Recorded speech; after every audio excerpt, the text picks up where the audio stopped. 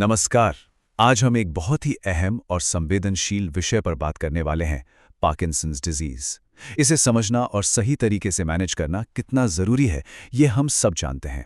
तो आज अंबिकापुर के कृति आरोग्य मल्टी स्पेशलिटी हॉस्पिटल के जाने माने विशेषज्ञ डॉक्टर ललित कुमार अग्रवाल की मेडिकल जानकारियों के आधार पर हम इस उलझी हुई न्यूरोलॉजिकल बीमारी को बिल्कुल आसान भाषा में डिकोड करेंगे।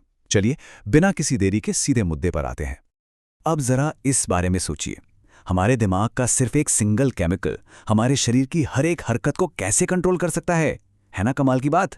चाय का कप उठाने से लेकर चलने या यहां तक कि सिर्फ मुस्कुराने तक, इन सब के पीछे केमिकल्स का एक पूरा नेटवर्क काम कर रहा होता है। और सोचिए, अगर इस नेटवर्क की एक भी कड़ी कमजोर पड़ जाए तो हमारे रोजमर्रा के आसान से काम भी पहाड़ जैसे लगने लगते हैं। यही पार्किंसंस का असली विज्ञान है। तो चलिए सबसे पहले इसके बेसिक्स को समझते हैं कि आखिर पार्किंसंस डिजीज है क्या। मेडिकल टर्म्स में कहें तो पार्किंसंस एक प्रोग्रेसिव न्यूरोलॉजिकल कंडीशन है। अब यहाँ प्रोग्रेसिव का सीधा सा मतलब है कि ये कोई ऐसी चीज नहीं है जो रातों रात हो जाए। ये धीरे धीरे समय के साथ बढ़ती है। ये हमारे दिमाग के उस हिस्से पर सीधा असर डालती है जो हमारे शरीर के मूवमेंट को कंट्रोल करता है। मतलब ये सिर्फ कोई शारीरिक कमजोरी नहीं है, ये दिमाग और हमारी मांसपेशियों के बीच के कनेक्शन में आने वाली एक बड़ी रुकावट है। और इस पूरे कनेक्शन को तोड़ने वाला जो मुख्य विलन है, या कहें जो मिसिंग लिंक है, वो है डोपामिन। डोपामिन हमारे दिमाग का एक बहुत ही खास केमिकल मैसेंजर है। जब हमारे दिमाग में मूवमेंट कंट्रोल करने वाले हिस्से में डोपामिन बनाने वाली कोशिकाएं नष्ट होने लगती हैं या डोपामिन की भारी कमी हो जाती है, तब शरीर के मूवमेंट में दिक्कतें आनी शुरू हो जाती हैं। सच कहूं तो पार्किंसंस की पूरी कहानी इसी एक केमिकल के इर्द गिर्द घूमती है। अब सवाल यह है कि हम इस बीमारी को पहचानेंगे कैसे। आइए इसके मुख्य लक्षणों पर नजर डालते हैं। इसके कुछ बहुत ही स्पष्ट शारीरिक लक्षण होते हैं। सबसे पहला है ट्रेमर्स, यानी हाथों का कांपना। और ध्यान देने वाली बात यह है कि यह अक्सर तब ज्यादा दिखता है जब इंसान बिल्कुल आराम से बैठा हो। दूसरा है रिजिडिटी, मतलब शरीर की मांसपेशियों में इतनी अकड़न आ जाना कि हाथ पैर मोड़ना भी दर्दनाक हो जाए। तीसरा और बहुत ही अहम लक्षण है ब्रैडिकिनेसिया। नाम थोड़ा मुश्किल है, लेकिन इसका सीधा सा मतलब है किसी भी काम को करने या चलने फिरने में बहुत ज्यादा धीमापन आ जाना। और हाँ, बैलेंस बिगड़ने की समस्या भी इसमें आम है, जिससे अचानक गिरने का खतरा काफी बढ़ जाता है। और देखिए, बात सिर्फ हाथ पैर के मूवमेंट तक ही सीमित नहीं है। इसके कुछ और भी लक्षण हैं जो शायद तुरंत ध्यान में ना आए, जैसे चेहरे के एक्सप्रेशंस कम हो जाना।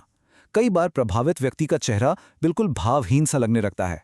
इसके अलावा आवाज का बहुत ज्यादा धीमा हो जाना भी एक बड़ा संकेत है। इससे हमें समझ आता है कि ये बीमारी हमारे शरीर के कितने सूक्ष्म यानी छोटे छोटे मूवमेंट्स पर भी कितना गहरा असर डालती है।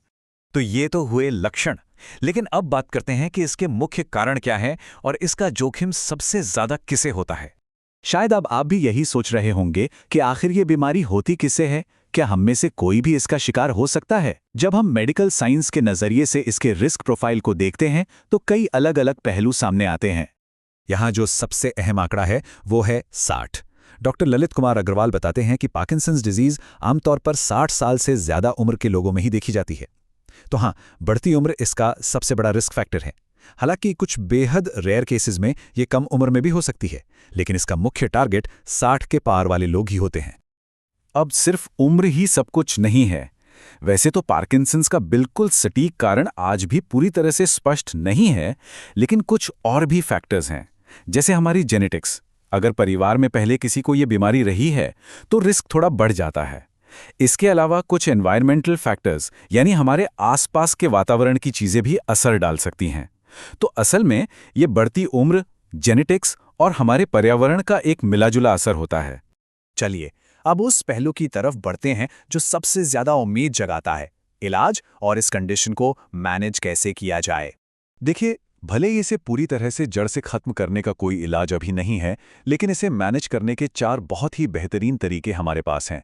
पहला है दवाइयाँ, जो सीधे दिमाग में उसी डोपामीन के लेवल को बैलेंस करती हैं जिसके बारे में हमने शुरुआत में बात की थी। दूसरा है फिजियोथेरेपी। ये सच में एक गेम चेंजर है जो शरीर की अकड़न को दूर करने और बैलेंस सुधारने में कमाल का काम करती है। तीसरा है हमारी लाइफस्टाइल में बदलाव, मतलब सही खानपान और थोड़ी बहुत एक्सरसाइज। और चौथा जो कुछ गंभीर मामलों में इस्तेमाल होता है वो है डीप ब्रेन स्टिमुलेशन जैसी सर्जरी। इन सब के सही कॉम्बिनेशन से पेशेंट की जिंदगी को काफी हद तक नॉर्मल और बेहतर बनाया जा सकता है। लेकिन इन सभी इलाजों का सबसे ज्यादा फायदा तभी है जब बीमारी की पहचान सही समय पर हो। चलिए समझते हैं कि अर्ली डिटेक्शन इतना जरूरी क्यों है। इस बारे में डॉक्टर ललित कुमार अग्रवाल की एक बहुत ही सख्त और स्पष्ट सलाह है। वो कहते हैं, अगर किसी भी व्यक्ति को लगातार कंपकपी, चलने फिरने में बदलाव या शरीर में जकड़न महसूस हो रही हो तो बिल्कुल भी देर ना करें, तुरंत किसी न्यूरोलॉजिस्ट से मिलें। सच में शुरुआती दौर में ही अगर इसका पता चल जाए तो ट्रीटमेंट के रिजल्ट्स कई गुना बेहतर हो जाते हैं। अगर किसी को भी ऐसे लक्षण दिखें तो अंबिकापुर के कृति आरोग्य मल्टी स्पेशलिटी हॉस्पिटल में डॉक्टर अग्रवाल से तुरंत संपर्क किया जा सकता है। आप उन्हें 9826190614 पे कॉल कर सकते हैं। सही समय पर सही डॉक्टर की सलाह सबसे बड़ा बचाव है। तो जाते जाते एक बहुत ही जरूरी सवाल पर विचार करते हैं। शरीर में हो रहे इन छोटे छोटे बदलावों को नजरअंदाज करना हमारे लिए कितना भारी पड़ सकता है। हम अक्सर हल्की कंपकंपी या चलने में आए धीमेपन को बुढ़ापे का असर मानकर टाल देते हैं, है ना? लेकिन जैसा कि आज की इस चर्चा में हमने देखा, ये छोटे बदलाव किसी बड़ी न्यूरोलॉजिकल कंडीशन का शुरुआती अलार्म हो सकते हैं। इसलिए अपने शरीर के संकेतों को सुनिए, जागरूक रहिए और समय पर मेडिकल मदद लेने से कभी मत हिचकिचाइए। आज के इस विश्लेषण में बस इतना ही। हमें पूरी उम्मीद है कि ये जानकारी आपके लिए बेहद मददगार साबित होगी।